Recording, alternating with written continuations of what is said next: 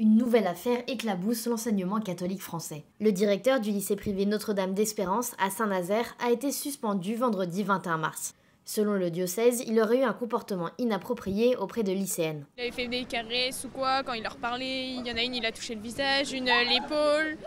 Il y en a une, du coup, elle avait perdu sa carte, etc. Et du coup, il lui a demandé où était la carte. Elle a dû se retourner. Enfin, des trucs comme ça, un peu déplacés, quoi.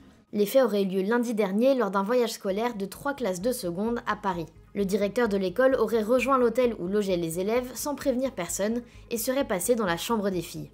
Réserver le droit de rentrer dans les chambres des filles vu qu'à l'hôtel il avait toutes les cartes. Il a dit je me réserve le droit, j'ai toutes les cartes, je peux rentrer où je veux. Selon les témoignages, cet homme rendait également des visites intempestives à l'internat du lycée, y compris lorsque les adolescentes étaient en sous-vêtements. Le soir à l'internat il était déjà monté dans des chambres. Voilà, il était rentré dans les chambres sans toquer. Et il faut savoir qu'à l'internat, la présence des garçons est interdite. Voilà.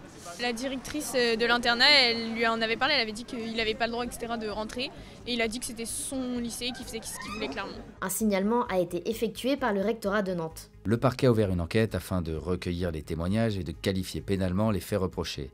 Le signalement étant insuffisamment explicite pour qualifier d'emblée ces comportements d'agression sexuelle. Les services diocésains ont affirmé être pleinement mobilisés et se tenir à disposition des équipes pédagogiques, des familles et des élèves pour toute question ou besoin d'accompagnement. On est écoutés, notre parole, elle est, l'établissement nous croit. Une cellule d'écoute psychologique a été mise en place. L'équipe pédagogique a été quand même assez réactive, ils ont su prendre les mesures nécessaires assez rapidement. Ce lundi 24 mars au matin, la ministre de l'Éducation nationale, Elisabeth Borne, a confirmé la suspension du directeur.